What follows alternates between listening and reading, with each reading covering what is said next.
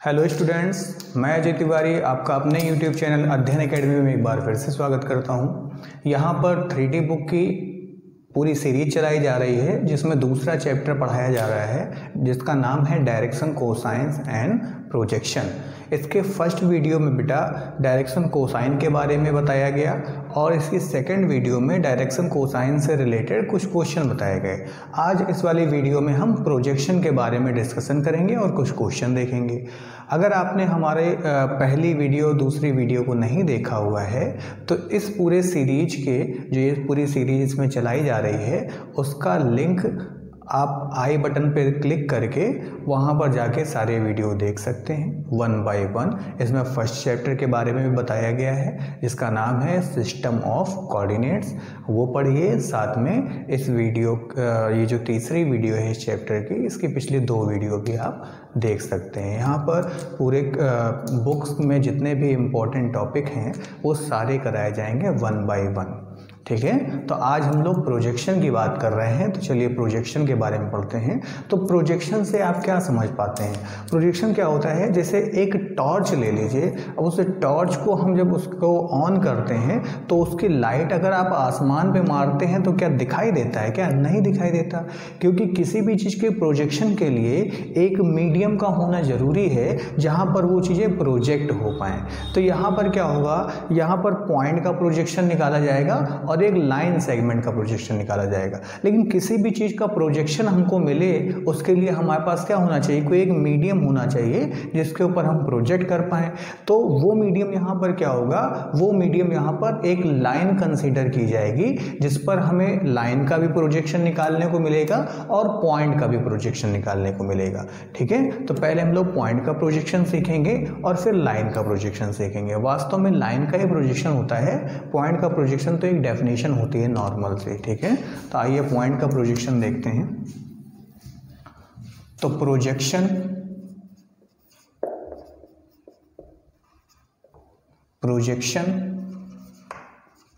Of a point,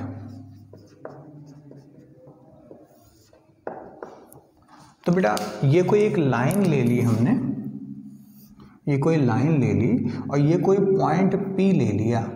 अगर ये point P ले लिया तो इस पर जो ये परपेंडिकुलर डाला जाएगा ना, ये AM कोई AB कोई एक लाइन सेगमेंट है, ठीक है। हम लाइन नहीं ले सकते, हम लाइन सेगमेंट लेते हैं क्योंकि लाइन जो होती है वो हमारा इनफाइनाइट कर्व होता है, वो कहीं रुकता नहीं है। तो हम यहाँ पर AB एक लाइन सेगमेंट ले रहे हैं और एक कोई P पॉइंट है, ये कोई पॉइंट है P, इसका हम बेटा प्रोजेक्शन निकालने जा रहे हैं। तो इसका प्रोजेक्शन जो हम लोग निकालेंगे तो इसका प्रोजेक्शन वास्तव में होगा क्या, इसका प्रोजेक्शन रियलिटी में, इन रियलिटी इसका प्रोजेक्शन जो होगा वो M होगा, ठीक है। M क्या होगा बेटा, M is the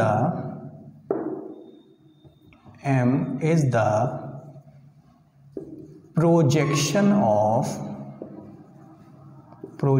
of P।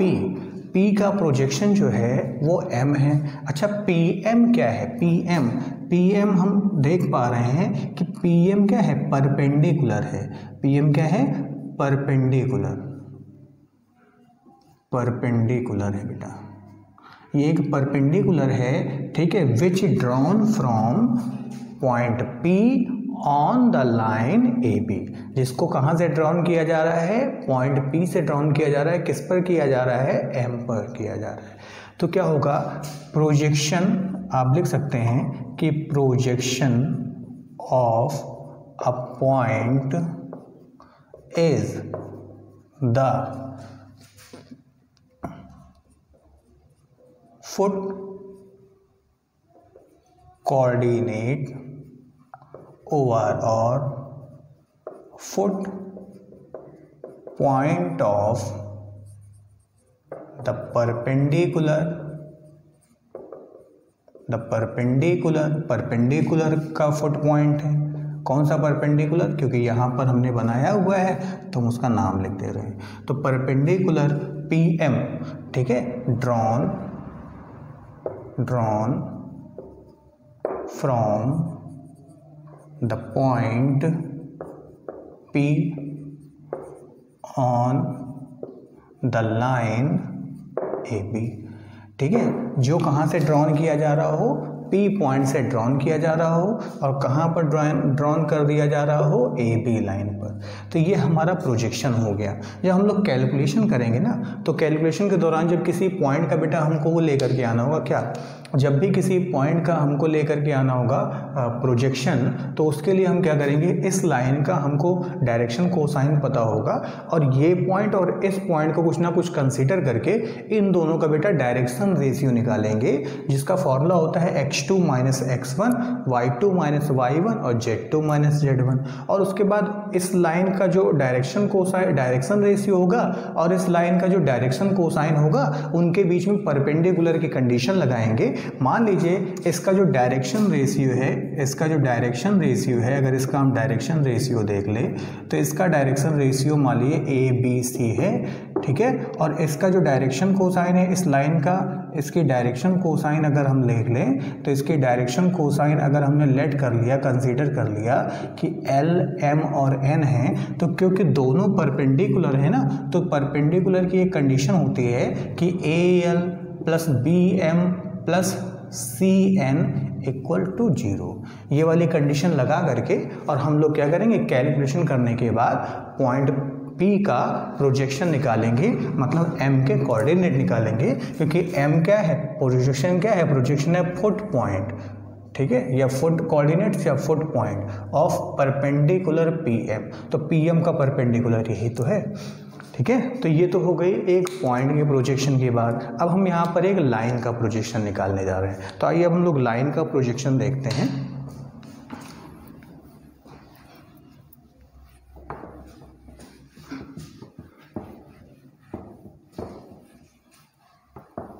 तो अब हम लोग पढ़ेंगे प्रोजेक्शन ऑफ लाइन।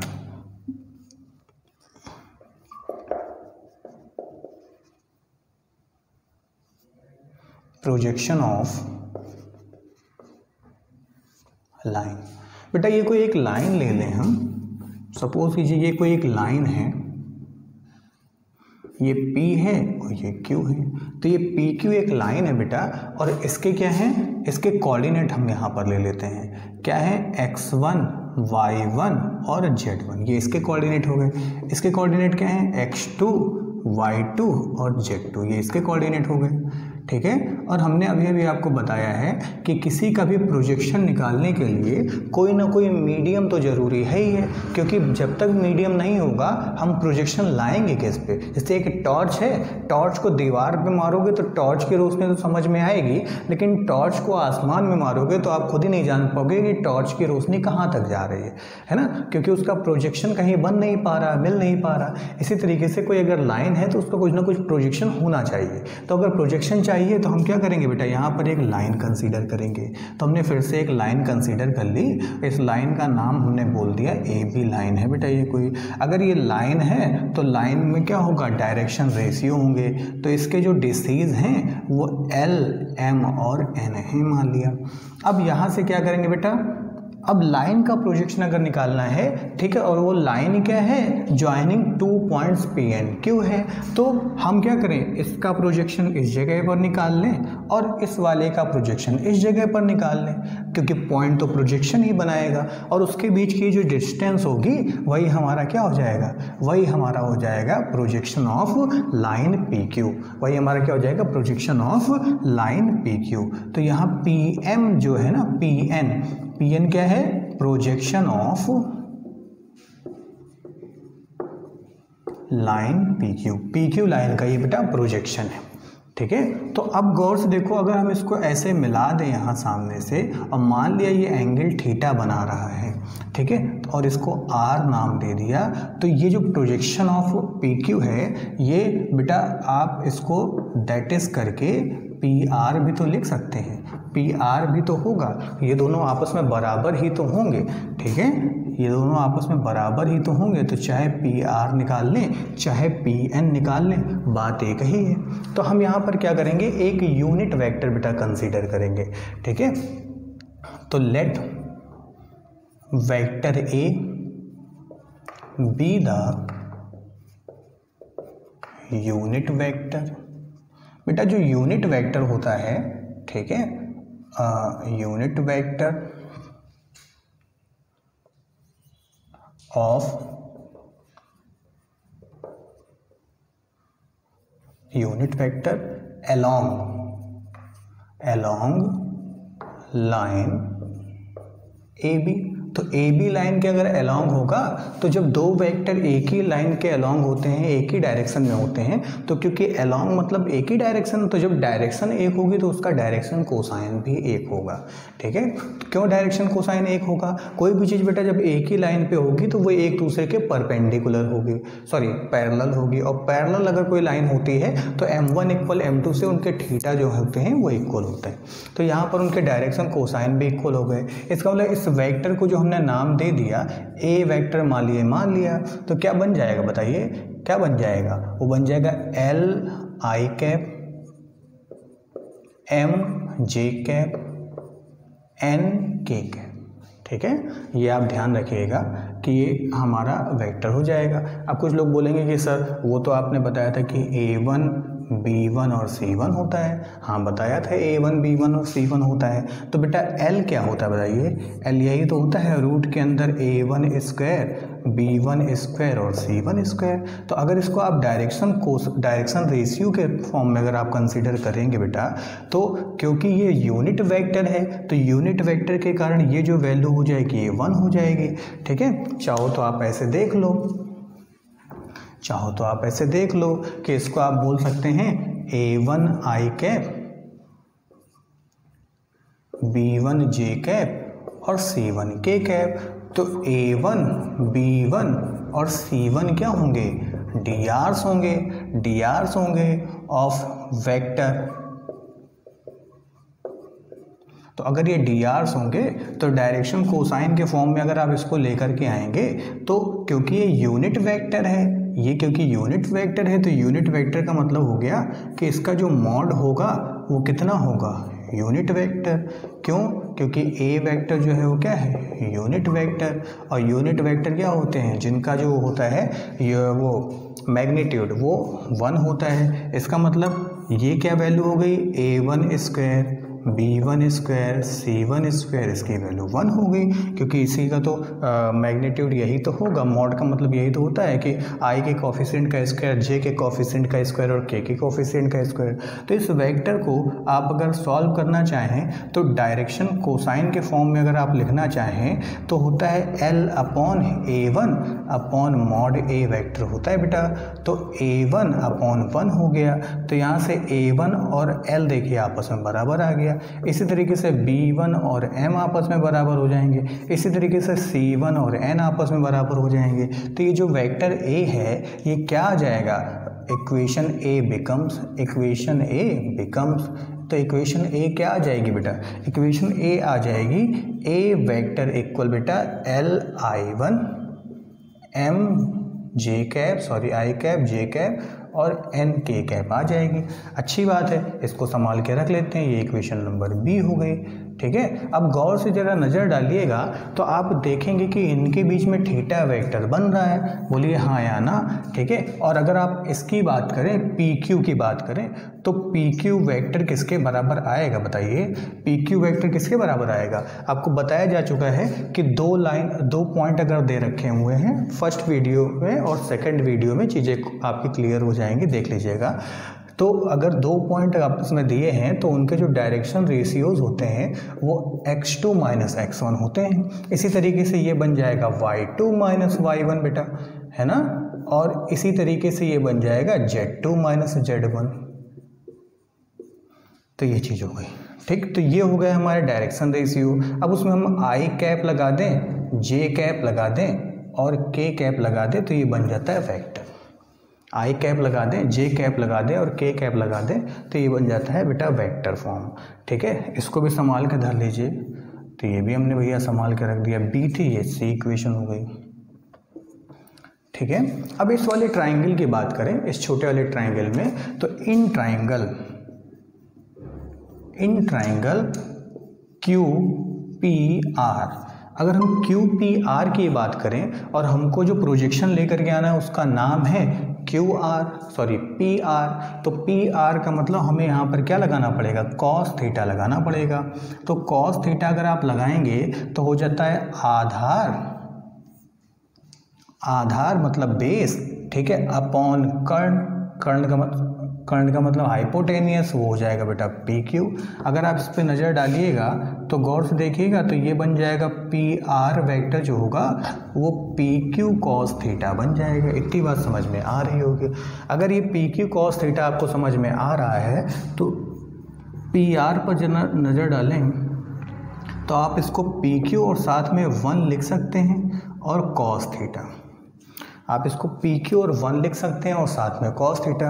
अब जरा ध्यान दीजिएगा तो ये किसके बराबर हो जाएगा, आप इसको पी क्यू को लिख सकते हैं बेटा मॉड पी क्यू और मॉड ए और कॉस थीटा लिख सकते हैं, क्योंकि पी क्यू जो वेक्टर है लेकिन यहाँ नॉर्मल पी क्यू लिखा हुआ है। नॉर्मल पी क्यू का मतलब होता है मॉड पी क्यू, तो ये मॉड पी क्यू हो गया। यहाँ पर 1 हमने लिख दिया था इस वेक्टर को इंक्लूड करने के लिए, ठीक है, इस वाले वेक्टर को इंक्लूड करने के लिए बी इक्वेशन को। तो क्योंकि हमारा जो ये वेक्टर है इसका क्या है, इसका ये यूनिट वेक्टर है, मतलब इसका परिमाण कितना है, 1 है। तो जब इसका परिमाण 1 है, मैग्नीट्यूड 1 है, तो हमने यहाँ पर 1 का मल्टीप्लाई करा, क्या ऐसे ले लिया। इससे फ़ायदा ये हो गया कि अब आपको ये जो पी क्यू मिला ना, अब जो आपको ये पी आर वेक्टर मिला, ये मिल गया बेटा P vector dot A vector, क्योंकि ए डॉट बी जो होता है आपको सिखाया जा चुका है कि जो ए डॉट बी होता है वो ए बी कॉस थीटा होता है। ए डॉट बी जो होता है वो ए बी कॉस थीटा होता है।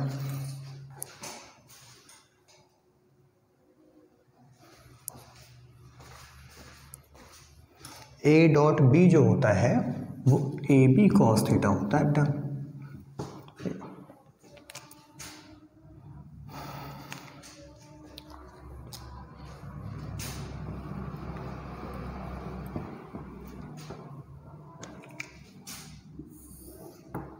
तो यहाँ से देखें कि अगर आप पी आर की बात करेंगे तो ये बनेगा P Q vector dot A vector, ठीक है। क्यों, क्योंकि ए डॉट बी जो होता है वो ए बी कॉस थीटा होता है। तो अगर ये ए बी कॉस थीटा होता है तो इतने की जगह क्या आ गया बताइए, इतने की जगह mod P Q mod A, ठीक है, कॉस थीटा। तो ये mod A vector mod B vector cos theta लिखा हुआ है।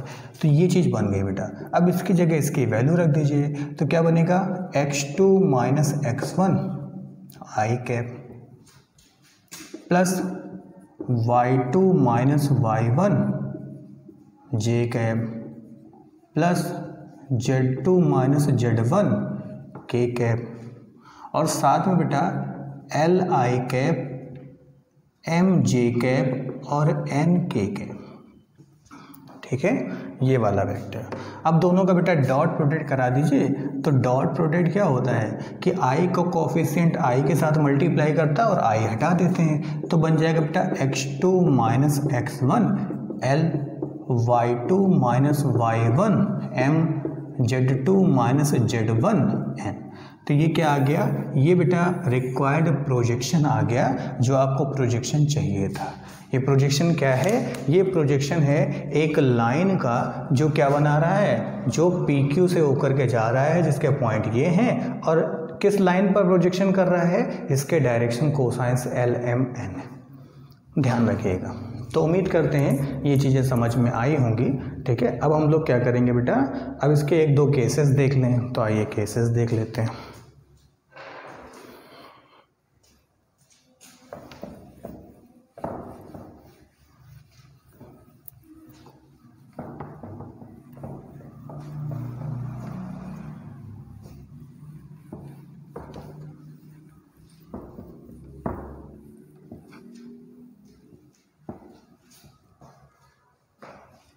बेटा इसे निकालना हो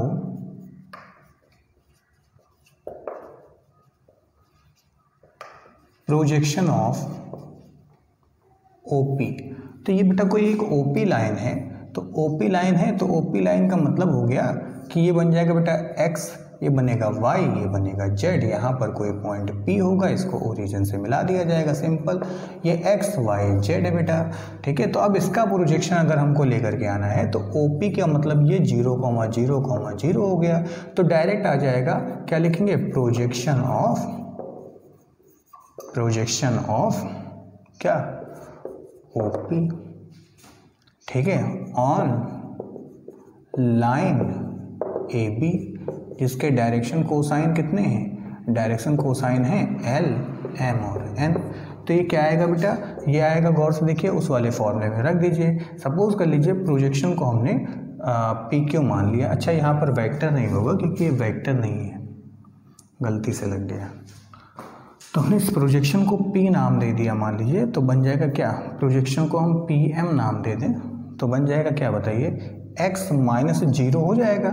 इसका मतलब x 0 तो ख़त्म, चलो लिख दो, x -0 into L, y -0 into M, z -0 into N।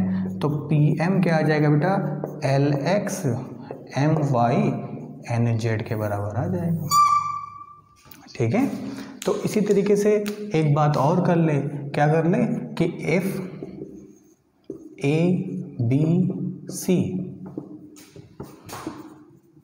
Are direction ratios बेटा, direction ratios of line A B line के बेटा डायरेक्शन रेशियो हैं। तो अगर ए बी लाइन के डायरेक्शन रेशियो हैं तो डायरेक्शन रेशियो का फॉर्मूला क्या हो जाएगा, प्रोजेक्शन। अब क्या आ जाएगा बेटा प्रोजेक्शन। अब ये जो प्रोजेक्शन आया हुआ है ऊपर PR, ये किसके बराबर आएगा, तो ये आएगा x2 माइनस x1। और आपको सिखाया जा चुका है कि ये किसके बराबर आएगा, बताइए, a अपॉन रूट में a² plus b² plus c²। यही तो होता है फॉर्मूला डायरेक्शन कोसाइन का। इसी तरीके से y2 माइनस y1 हो जाएगा b अपॉन रूट में a² plus b² plus c²। इसी तरीके से z2 माइनस z1, और ये हो जाएगा बेटा c अपॉन रूट में a² plus b² plus c²। तो यहाँ से क्या हो जाएगा, PR इक्वल बेटा दोनों से एलसीएम लीजिए तो x2 minus x1 a, y2 minus y1 b और z2 माइनस z1 c, और अपॉन में सबके क्या आ जाएगा, a² plus b² plus c²। तो ये 3 फॉर्म बेटा हो गए, है ना। अब इसी पर हम लोग क्या करेंगे, कुछ क्वेश्चंस देखेंगे। तो अब उम्मीद कर रहे हैं समझ में आ रहा होगा। इसको पॉज करके नोट कर लें या स्क्रीनशॉट ले लें आप, आपकी इच्छा जो करना हो कर लें आप।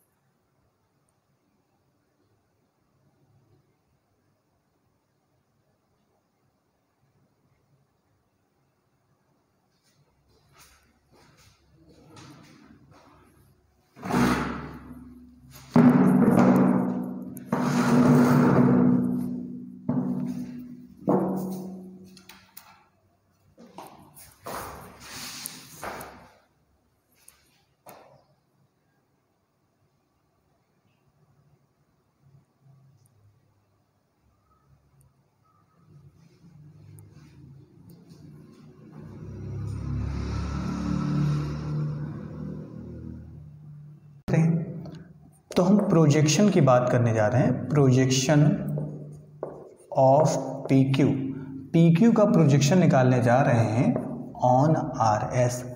PQ का प्रोजेक्शन हम RS पर निकालने जा रहे हैं। तो जिस लाइन पर निकालते हैं ना, उस लाइन का हम डायरेक्शन कोसाइन निकालते हैं, और जिस लाइन का निकालते हैं, जिस लाइन पर निकालते हैं उसका डायरेक्शन कोसाइन, जिस लाइन का निकालते हैं उसका डायरेक्शन रेशियो, और फिर दोनों का कर देते हैं मल्टीप्लाई।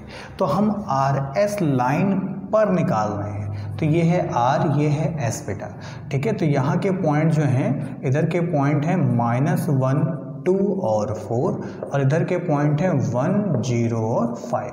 तो इसके अगर हम डायरेक्शन रेशियोज निकालेंगे तो इसके जो डायरेक्शन रेशियोज आएंगे A1 बराबर क्या आएगा बेटा, x2 माइनस x1। क्या फॉर्मूला होता है, x2 माइनस x1, तो 1 माइनस माइनस 1 बराबर 2 आ गया। इसी तरीके से B1 क्या आएगा, y2 माइनस y1, तो y2 माइनस y1, तो 0 माइनस 2 बराबर माइनस 2 आ गया। इसी तरीके से C1 क्या आएगा, z2 माइनस z1, z2 है मेरा माइनस का 5 और z1 है 4, तो आ जाएगा 1। इसी तरीके से अब हमारा A1 B1 C1 आ गया है, तो इसका डायरेक्शन कोसाइन निकालेंगे। तो डायरेक्शन कोसाइन इसका क्या होगा, L1 बोल दें अगर हम, तो L1 होगा बेटा A1 अपॉन रूट में A1 स्क्वायर B1 स्क्वायर और C1 स्क्वायर हो जाएगा। ठीक है, रूट में A1 स्क्वायर B1 स्क्वायर और C1 स्क्वायर। तो देखिए सब जगह हमको इसकी ज़रूरत पड़ेगी, तो हम यहाँ A1 स्क्वायर B1 स्क्वायर और C1 स्क्वायर इधर निकाल लेते हैं। तो ये किसके बराबर आएगा, 2 का स्क्वायर माइनस 2 का स्क्वायर और 1 का स्क्वायर। बेटा ये हो जाएगा 9 और इसका आ जाएगा रूट आ जाएगा 3। तो यहाँ से L1 जो आया, तो L1 क्या आएगा, 2/3 आ जाएगा। इसी तरीके से M1 जो आएगा वो क्या आएगा बताइए, M1 आ जाएगा B1 अपॉन ये पूरा आइटम, तो क्या होगा A1 स्क्वायर B1 स्क्वायर और C1 स्क्वायर। तो क्या बनेगा बेटा, ये बनेगा -2/3 और N1 क्या आ जाएगा, 1/3। तो ये सारी वैल्यू हमारी आ गई, हमारा आ गया L1 आ गया और M1 आ गया। ठीक है ना, ये सारी चीज़ें आ गई, L1 आ गया, M1 आ गया, N1 आ गया। तो अब डायरेक्ट निकालेंगे प्रोजेक्शन ऑफ। अच्छा अभी हमको क्या लेकर के आना है, हमको PQ का डायरेक्शन रेशियो निकालना है। तो ये P है, P पॉइंट है 3, 4, 5 और ये है बेटा 4, 6, -3। तो इसके जो DRs होंगे वो निकाल लें। तो इसके DRs जो होंगे हमने मान लिया कि वो A2 हो गए, बन जाएगा 4 - 3 बराबर 1, B2 हो गए 6 - 4 बराबर 2 और C2 हो गए -3 - 5 बराबर -8। तो प्रोजेक्शन निकालने के लिए क्या किया जाता है, प्रोजेक्शन ऑफ PQ। अच्छा इस PQ का लाना कहाँ है, PQ ऑन RS। तो RS पर PQ का हमको प्रोजेक्शन लेकर के आना है। तो जिसका हमको प्रोजेक्शन लाना होता है उसका हम निकालते हैं DRs, और जिस पर लाना होता है उसको हम उसके निकालते हैं DCs और दोनों का मल्टीप्लाई कर देते हैं। तो क्या बनेगा बेटा, अगर हम इसको PR नाम ही दे दें तो बनेगा A2L1 B2L2 M1 और C2N1।